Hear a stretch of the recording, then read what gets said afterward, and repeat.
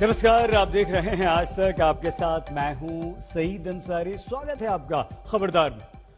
24 घंटे की कयासबाजियों के बाद आखिरकार कांग्रेस ने पंजाब में अपना नया मुख्यमंत्री चुन लिया।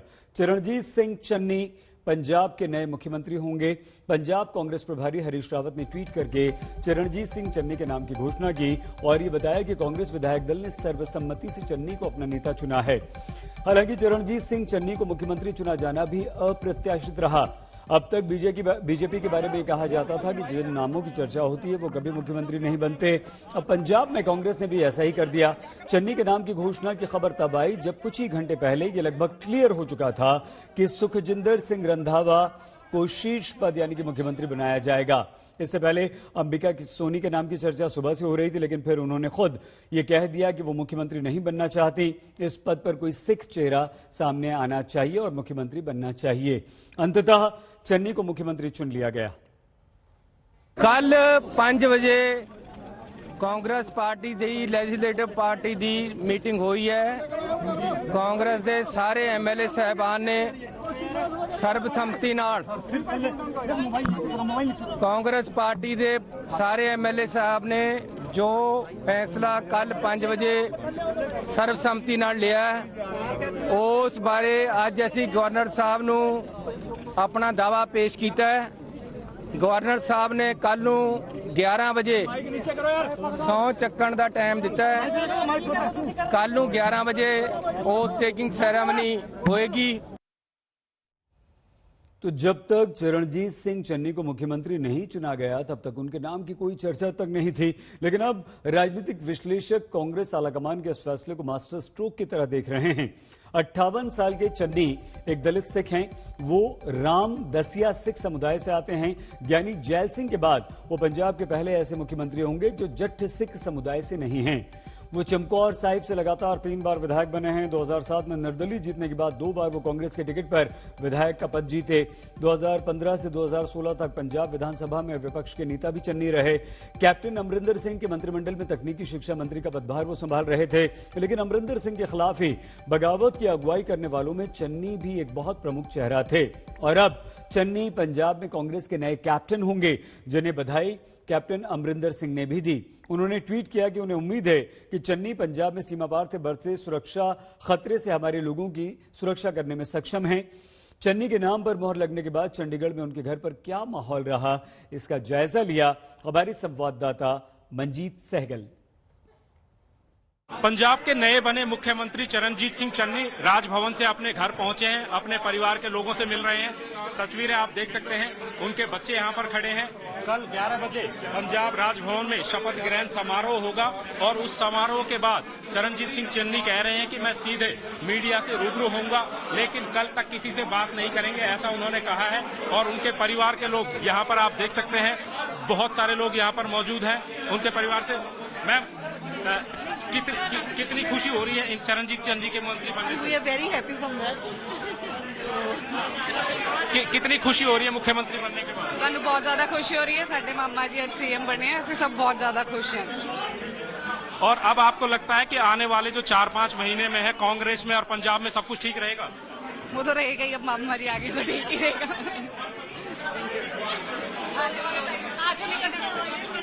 कैसा लग रहा है आज? बहुत अच्छा लग रहा है। हमारे घर का इतना हमने एक्सपेक्ट नहीं किया था, बट बहुत अच्छी बात है। हम बहुत ज्यादा खुश है। साथ धर्मपत्नी हमारे साथ मौजूद है। मैम देखो, जहां पर भी घर में नजर जा रही है, कहीं गुलदस्ते हैं, कहीं मिठाइयां हैं, कहीं लोग नारे लगा रहे हैं। कल तक क्या ये सोचा था आपने कि आज इतना चमत्कार हो जाएगा? नहीं, बिल्कुल भी नहीं सोचा था अभी इतना बड़ा सरप्राइज हमें मिलेगा। हमें अभी भी ये विश्वास नहीं हो रहा कि हम इस मुकाम पे पहुंच गए हैं और हम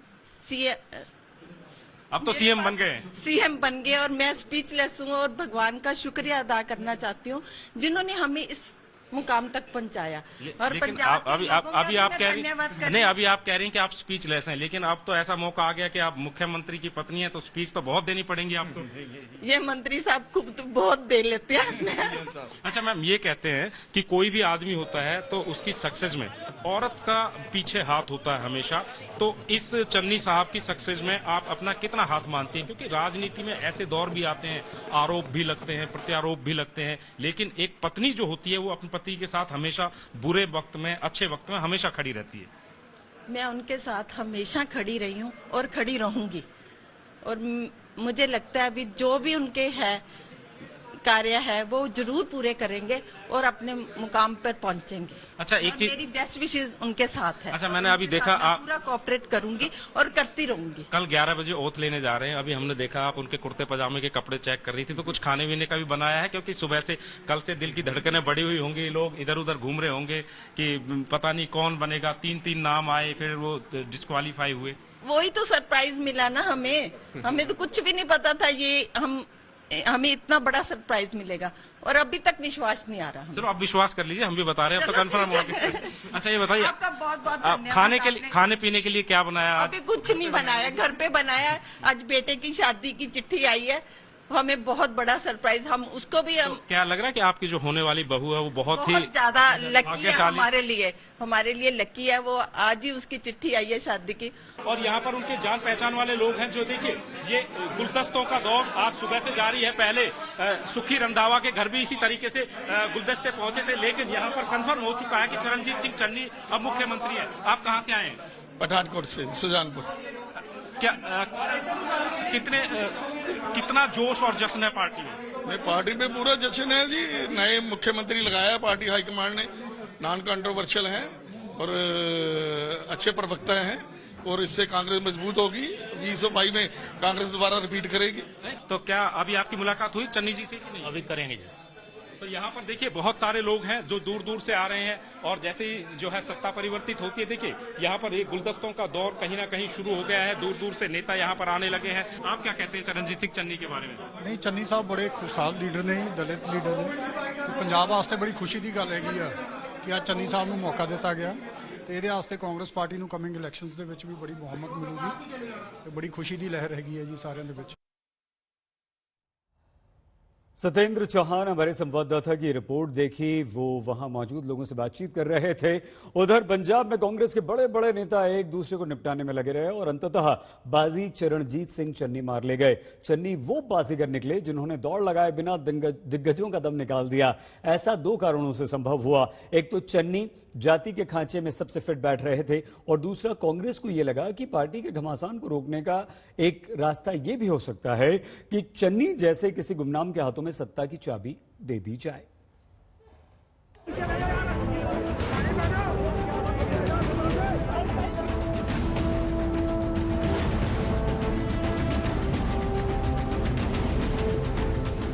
इधर शाम ढल रही थी, उधर चन्नी की किस्मत का चांद आसमान पर उतर रहा था। बड़े बड़े योद्धा मात खा गए और चरणजीत की जीत हो गई। कांग्रेस ने बड़ी खोजबीन, बड़ी माथापच्ची के बाद तुरुप का पत्ता तलाशा। नामों के ढेर से एक नाम निकला। आपसी जंग में महारथी ढेर हो गए। चन्नी सवा शेर साबित हुए। कल 5 बजे कांग्रेस पार्टी दी लेजिस्लेटिव पार्टी दी मीटिंग हुई है। कांग्रेस दे सारे एमएलए साहबान ने सर्बसम्मति नाल, कांग्रेस पार्टी दे सारे एमएलए साहब ने जो फैसला कल 5 बजे सर्बसम्मति नाल लिया है, उस बारे अज असी गवर्नर साहब नू अपना दावा पेश किया है। गवर्नर साहब ने कल 11 बजे सौं चक्कण का टाइम दिता है। कल 11 बजे ओथ टेकिंग सैरेमनी होएगी। उस तो ओथ लैण तो बाद असी साडे पार्टी के प्रधान, साडे लीडर साहबान तुहानू सारिआं नू संबोधन करनगे। चुनाव की दहलीज पर खड़ी कांग्रेस ने एक दलित को गले लगाया है।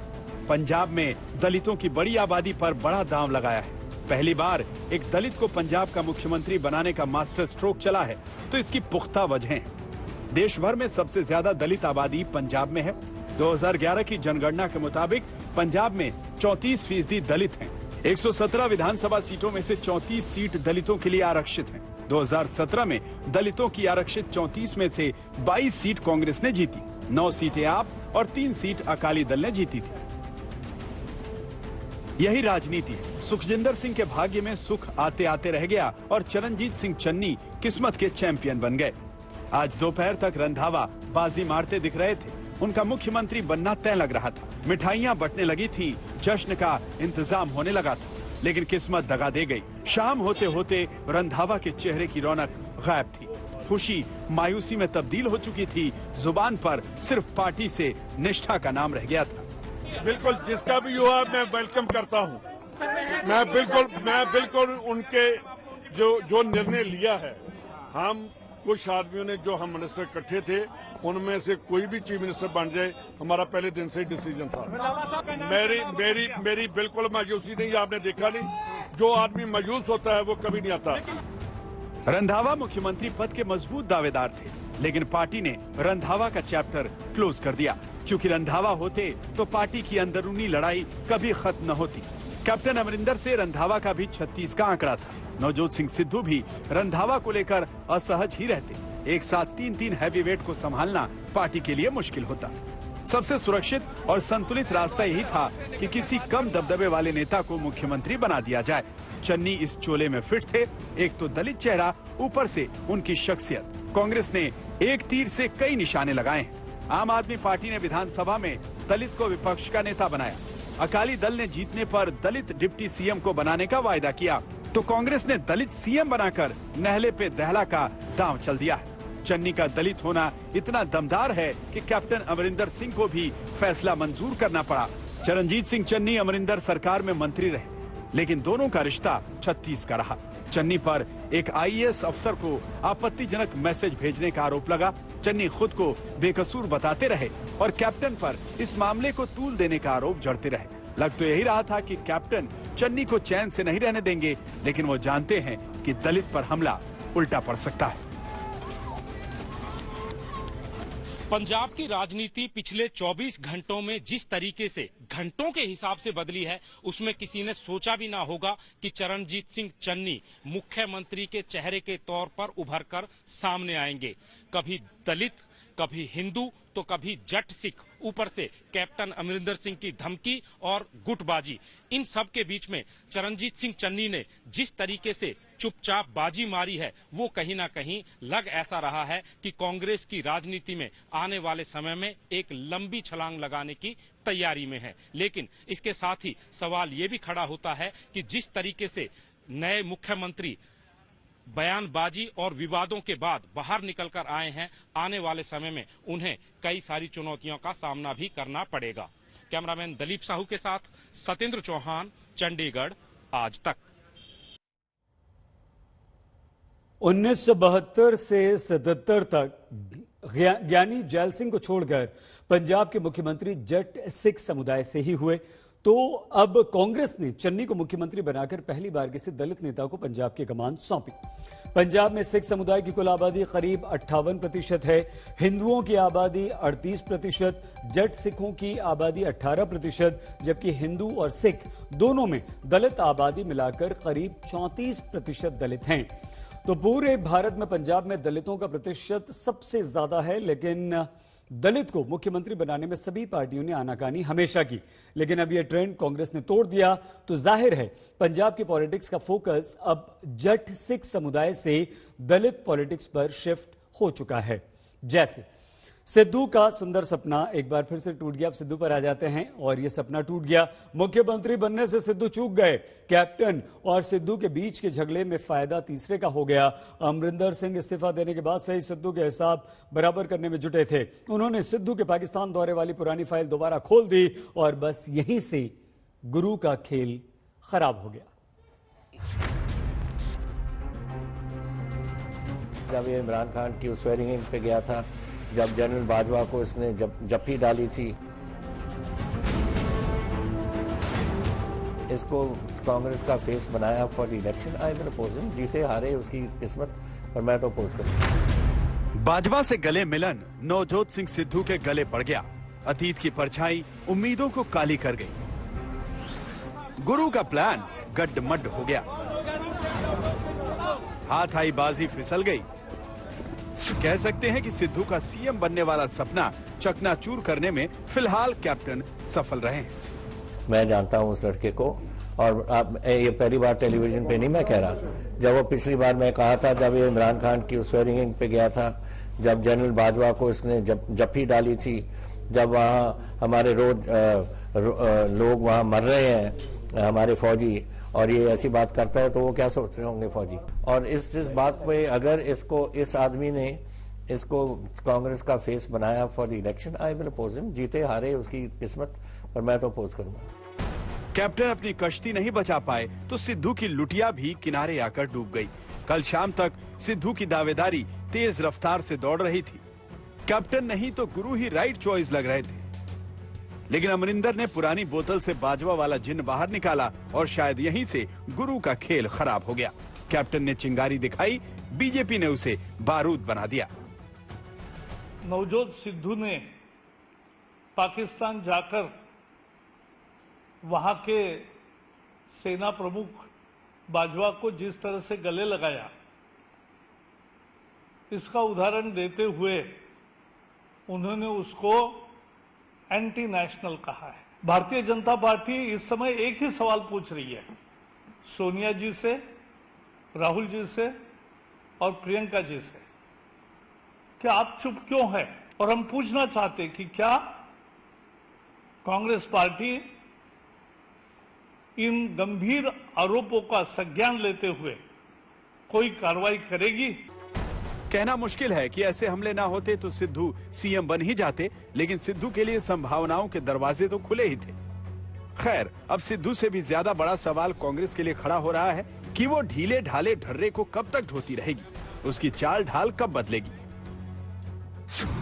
कांग्रेस ने अमरिंदर से इस्तीफा ले लिया बिना ये तय किए कि अगला सीएम कौन होगा। विधायक दल ने फैसले के लिए जब सोनिया को अधिकृत किया तो सीएम की तलाश शुरू हुई। एक बार फिर कांग्रेस पार्टी अनिश्चितता का शिकार दिखी। जब कैप्टन की सेहत और 80 साल की उम्र इस्तीफे की बड़ी वजह रही, तो बीमार चल रही अंबिका सोनी कैसे पसंद बन गई। मुख्यमंत्री पद के लिए बोला गया था। हाँ, बहुत आपको बोला, आपने क्या कहा फिर? मैंने कहा नहीं, मेरी मान्यता है आज से नहीं पिछले 50 साल से कि पंजाब का मुख्य चेहरा जो होना चाहिए वो एक सिख क्या होना आपकी रिफ्यूजल को एक्सेप्ट किया गया है? अब मैंने जब एक्सप्लेन किया कांग्रेस अध्यक्ष वगैरह को, मैं समझती हूँ जब मान्यता की बात है तो वो एक्सेप्ट करते ही है ना। पंजाब में टिकना तो सिख सिख जपना बेहद बुनियादी सी बात थी, लेकिन अंबिका सोनी को कांग्रेस नेतृत्व को ये बात बतानी पड़ गई, वो भी ऑन कैमरा। और ये भी याद रखिए कि गांधी परिवार से अंबिका सोनी की गहरी दोस्ती रही है। संजय गांधी से राहुल गांधी तक अंबिका सोनी इस परिवार की शुभ चिंतक रही हैं। लेकिन अनिश्चय का अंधेरा सिर्फ पंजाब तक ही सीमित कहां है, पूरा संगठन ही इस बीमारी का शिकार है। इसीलिए कपिल सिब्बल पूछ रहे हैं, मुख्यमंत्री बदले जा रहे हैं उत्तराखंड, गुजरात, पंजाब में। पुरानी कहावत है, समय रहते संभलने से बड़ी आफत टलती है। क्या ये हो पाएगा? मनीष तिवारी ने 1989 की एक तस्वीर ट्वीट की। ये तब के एनएसयूआई सम्मेलन की तस्वीर है और लिखा, ये थी कांग्रेस। एक और ट्वीट का मनीष तिवारी ने यूं जवाब दिया, एकला चलो रे में ही शान है। कांग्रेस में आला कमान को नेता आईना दिखा रहे हैं, लेकिन जब नजरबंद हो जाए और निगाहें फेर ली जाएं, तो दिखना कहां मुमकिन रह जाता है। पंजाब पहले से ज्यादा पेचीदा हो गया है। राजस्थान और छत्तीसगढ़ में पार्टी की एकजुटता पहले से छलनी है, लेकिन क्या इन दोनों राज्यों में भी कदम आगे बढ़ेंगे? देखिए, उन्होंने क्या मूड बनाया वो अपनी जगह है, लेकिन अभी मुख्यमंत्री जी 75 के नहीं हुए, अभी 70 के हुए हैं, इसलिए। और राजस्थान के चीफ मिनिस्टर बहुत पॉपुलर हैं और देश जानता है। और जब भी संकट आया राजस्थान में, अशोक गहलोत ट्रबल शूटर के रूप में उभर कर सामने आए। देश की बीजेपी की जो केंद्र सरकार है, उनकी आंख की किरकिरी बने हुए अशोक गहलोत, इसलिए बार बार वो कांग्रेस की राजस्थान की सरकार को टारगेट करते हैं। कांग्रेस में उल्टी गंगा बह रही है। क्षेत्रीय क्षत्रप खूंटा बांध कर बैठे हैं और आला कमान निरीह नजर आने लगा है। ये इसलिए हो रहा है कि नेतृत्व की नैतिक ताकत ही नहीं रही, क्योंकि वो ताकत तो चुनाव जिताने से आती है। उत्तर प्रदेश में योगी सरकार का कार्यकाल कैसा रहा, इसका फैसला तो उत्तर प्रदेश की जनता 6 महीने के बाद होने वाले विधानसभा चुनाव में सुनाएगी। लेकिन आज योगी सरकार के 4.5 साल पूरे होने पर मुख्यमंत्री योगी आदित्यनाथ ने अपने पूरे कार्यकाल को अविस्मरणीय बताया है। मुख्यमंत्री योगी आदित्यनाथ ने प्रेस कॉन्फ्रेंस करके उत्तर प्रदेश की सरकार का रिपोर्ट कार्ड पेश किया। अपने कार्यकाल की तुलना पुरानी सरकारों के कार्यकाल से की। मुख्यमंत्री योगी आदित्यनाथ ने अपनी सरकार के कार्यकाल की 3 बड़ी उपलब्धियों के तौर पर कौन से 3 बड़े दावे किए, सबसे पहले आप ये खुद मुख्यमंत्री योगी आदित्यनाथ से सुनिए। आपने देखा होगा ये वही उत्तर प्रदेश है जहां पर पेशेवर अपराधी और माफिया सत्ता के शागिर्द बनकर के सत्ता के संरक्षण में भय और दहशत का माहौल पैदा करते थे, अराजकता फैलाते थे। दंगा प्रदेश की प्रवृत्ति बन चुकी थी, लेकिन पिछले 4.5 वर्ष के अंदर उत्तर प्रदेश में कोई दंगा नहीं हुआ। अपराधी और माफिया किसी भी जाति, किसी भी मत, किसी भी मजहब, किसी भी क्षेत्र का रहा हो, पूरी शक्ति के साथ कानून के दायरे में से ला करके उसके खिलाफ पूरी शक्ति के साथ कार्रवाई भी की गई। सबसे कम पॉजिटिविटी, सबसे कम मृत्यु दर उत्तर प्रदेश के अंदर, सबसे कम मामले उत्तर प्रदेश के अंदर, लगभग नियंत्रण एकदम प्रभावी नियंत्रण है। हर एक गतिविधि हमारी प्रारंभ हो चुकी है। स्कूल कॉलेजेस प्रारंभ हो चुके हैं, आर्थिक गतिविधियां प्रारंभ हो चुकी हैं। औद्योगिक संस्थान हम लोगों ने सेकेंड वेव के दौरान तो कहीं कभी बंद ही नहीं किए। कोविड केयर सेंटर बना करके या कोविड हेल्प डेस्क बना करके हम लोगों ने वहां पर सावधानी और सतर्कता बरती। लेकिन हर एक व्यक्ति को हम सुरक्षा देंगे और सुरक्षा का कवच आज कोरोना वैक्सीन के रूप में प्रदेश के अंदर 9.5 करोड़ लोग लगभग प्राप्त कर चुके हैं। ये सांप्रदायिकता के दंश को से देखने के लिए वे अभिषिक्त थे, वे कभी इस आयोजनों को नहीं कर सकते थे। वो हमेशा इस बात के लिए सशंकित रहते थे कि हम अयोध्या में दीपोत्सव का कार्यक्रम करेंगे तो हम पे सांप्रदायिकता का लेबल लगेगा। लेकिन हमारी सरकार के लिए एक आयोजन था प्रदेश के परसेप्शन को दुनिया के सामने प्रस्तुत करने का, और मुझे प्रसन्नता है आज प्रदेश सरकार तेजी के साथ इस समय आगे बढ़ रही है। उत्तर प्रदेश के मुख्यमंत्री योगी आदित्यनाथ ने दावा किया कि पिछले 4.5 साल में उत्तर प्रदेश में एक भी दंगा नहीं हुआ। विपक्ष ने इस दावे को झूठा दावा बताया। मुख्यमंत्री योगी आदित्यनाथ ने कहा कि उनकी सरकार ने कोरोना मैनेजमेंट में अभूतपूर्व काम किया। विपक्ष को इस दावे पर भी आपत्ति है और मुख्यमंत्री योगी ने उत्तर प्रदेश में अपराध और अपराधियों पर नकेल कसने को अपनी एक बहुत बड़ी सफलता बताया। लेकिन विपक्ष को यह लगता है कि योगी आदित्यनाथ और उनकी सरकार का हर दावा झूठा है। योगी सरकार के 4.5 साल के कार्यकाल पर मुख्यमंत्री योगी आदित्यनाथ और विपक्ष के दावों का कोई भी मैच नहीं है। देखिए।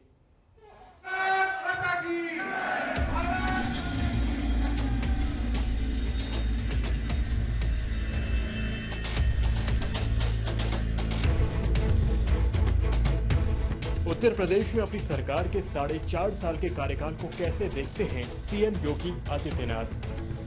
उत्तर प्रदेश के 4.5 वर्ष का कार्यकाल उत्तर प्रदेश के इतिहास में सुरक्षा और सुशासन के दृष्टि एक स्मरणीय कार्यकाल माना जाएगा। अविस्मरणीय, लेकिन क्यों? लेकिन पिछले 4.5 वर्ष के अंदर उत्तर प्रदेश में कोई दंगा नहीं हुआ। 1800 करोड़ रुपए से अधिक की सरकारी संपत्ति जब्त की गई। प्रदेश के 42 लाख गरीबों के आवास बनाए हैं। 4.5 लाख नौजवानों को प्रदेश के अंदर सरकारी नौकरी दी गई। और आज मुझे बताते हुए प्रसन्नता है, Uttar Pradesh ease of doing business में देश के अंदर नंबर 2 स्थान पर है। सीएम योगी आदित्यनाथ ने 4.5 साल की उपलब्धियों पर पूरा डेटा 45 मिनट में देश के सामने पेश कर दिया और हाथों हाथ खुद को 100 में से 100 अंक देते गए और पिछली सरकारों को अपने कार्यकाल का मिलान भी करते गए। उत्तर प्रदेश को 2017 के पहले क्या समझा जाता था कि देश के विकास को अवरुद्ध करने वाला प्रदेश, क्योंकि किसी भी योजना में आगे नहीं था। और आज मुझे बताते हुए प्रसन्नता है कि देश के अंदर भारत सरकार के द्वारा संचालित 44 योजनाओं में उत्तर प्रदेश नंबर 1 पर चल रहा है। वैसे तो मौका योगी सरकार के 4.5 साल के कार्यों को गिनाने का था, लेकिन सीएम योगी विपक्षी दलों से हिसाब बराबर करते हुए चल रहे थे। अपनी सरकार की उपलब्धियों का बखान करते हुए विपक्षी दलों पर तंज भी कस रहे थे। कि कभी प्रदेश के अंदर सुशासन की क्या स्थिति थी। मुख्यमंत्री बनते थे, अपने स्वयं के आवास बनाने के लिए उनमें होड़ लगती थी, सरकारी बंगले गिराए जाते थे, स्वयं के मकान बनाने के लिए और अपने लिए हवेली, बड़ी बड़ी हवेली बनाने के लिए उनमें एक प्रतिस्पर्धा चलती थी। विपक्ष पर तंज के तीर चलाते हुए सीएम योगी ने 4.5 साल के दौरान किए गए सभी छोटे बड़े कार्यों को रिपोर्ट कार्ड में समेटने की पूरी कोशिश की, लेकिन विपक्षी दलों को तो रिपोर्ट कार्ड में सिर्फ झूठ ही झूठ दिखा। कांग्रेस महासचिव प्रियंका गांधी वाड्रा ने रिपोर्ट कार्ड पर तंज कसते हुए ट्वीट किया, उत्तर प्रदेश सरकार को चाहिए था कि 4.5 सालों पर जनता के सवालों को जवाब दे, लेकिन फिर झूठ झूठ और सिर्फ झूठ। मायावती ने भी योगी सरकार के दावों को जमीनी हकीकत से दूर बताया। उन्होंने ट्वीट किया, बीजेपी सरकार द्वारा बदलाव के 4.5 वर्षों का विज्ञापन और दावे अधिकांश हवाई व जमीनी हकीकत से बहुत दूर। योगी सरकार के रिपोर्ट कार्ड पर अखिलेश यादव ने तंज में डूबा ट्वीट करते हुए लिखा, 54 गुजरे, 6 महीने बचे। अखिलेश अपने ट्वीट को झूठ का फूल और ठग का साथ, ठग का विकास, ठग का विश्वास, ठग का प्रयास जैसे जुमलों से सजाया। स्वयं के मकान बनाने के लिए और अपने लिए हवेली, बड़ी बड़ी हवेली बनाने के लिए उनमें एक प्रतिस्पर्धा चलती थी, लेकिन ये 4.5 वर्ष प्रदेश के अंदर सुशासन को समर्पित थे, लोक कल्याण संकल्प पत्र के अनुसार सुशासन को समर्पित थे। और हम लोगों ने अपने आवास नहीं, बल्कि हम लोगों ने प्रदेश के 42 लाख गरीबों के आवास बनाए हैं। ये आज भी समाजवादी पार्टी के काम का शिलान्यास कर रहे हैं, उद्घाटन का उद्घाटन कर रहे हैं। जानबूझ करके काम लेट किया गया, जिससे दोबारा शिलान्यास किया जाए, और आगरा का भी पूरा डॉक्यूमेंट्स, पेपर्स, कौन सी बैंक से कहां लोन मिलेगा, सब तैयार थे।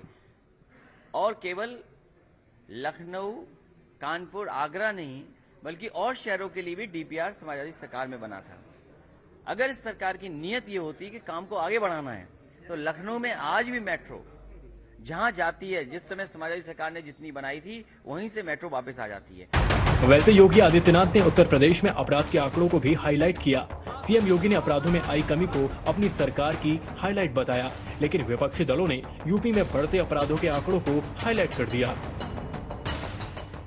आपने देखा होगा, ये वही उत्तर प्रदेश है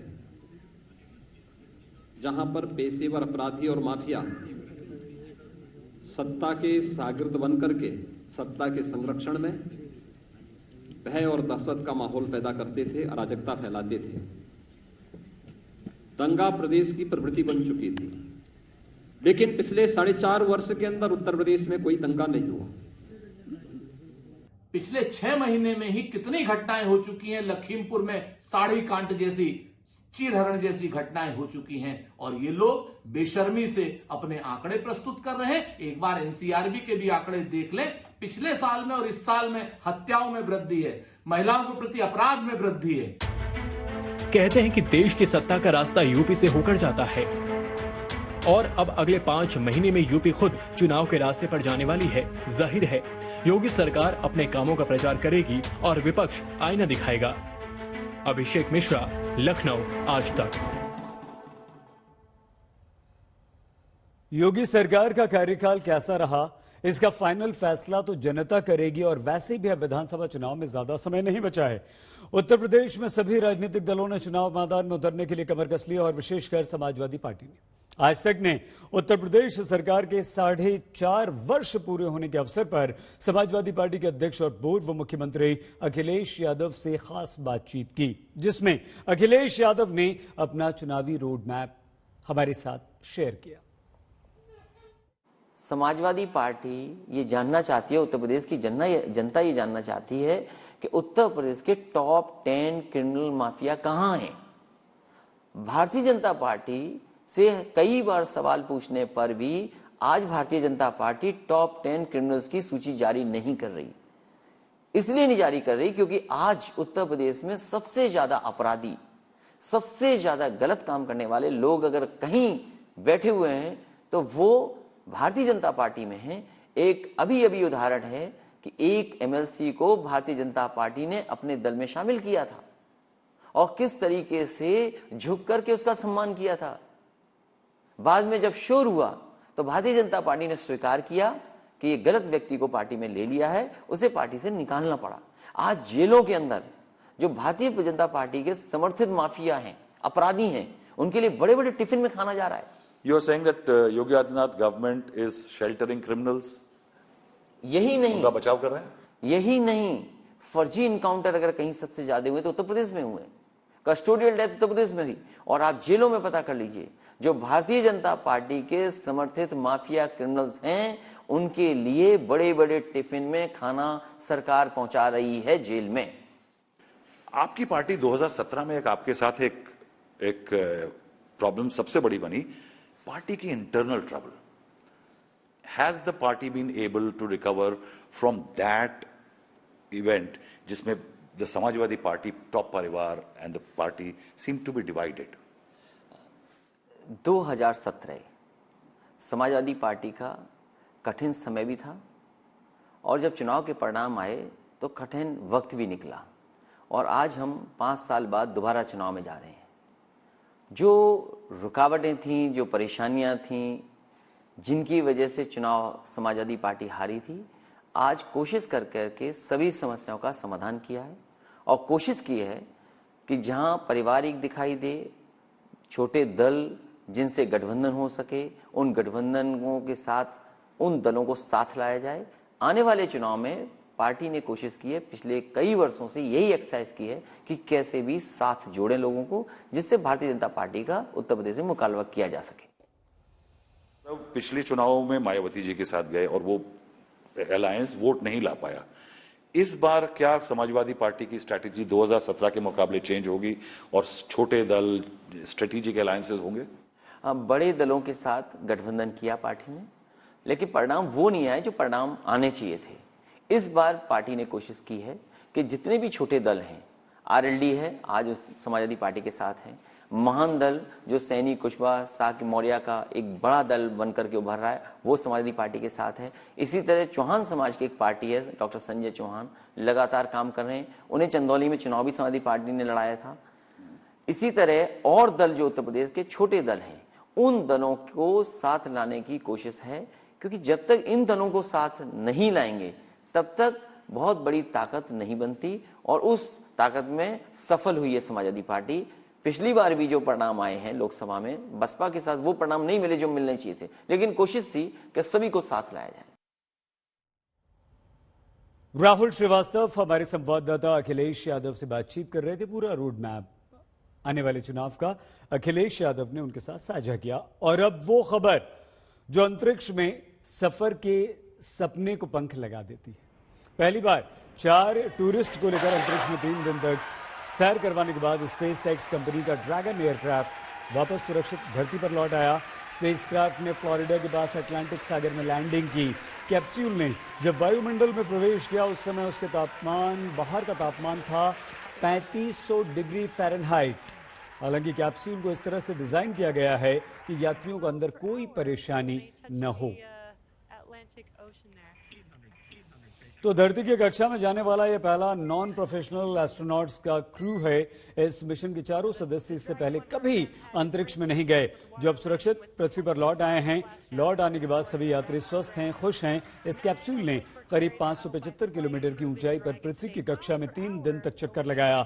वर्ष 1972 में नासा के अपोलो मून मिशन के बाद यह दूसरा अवसर था जब कोई भी व्यक्ति पृथ्वी से सबसे दूर उड़ान पर गया। स्पेस एक्स के इस मिशन का नाम एस्पिरेशन 4 मिशन था, जिसकी सफलता के बाद अब अंतरिक्ष के दरवाजे आपके, हमारे लिए, सबके लिए खुल चुके हैं।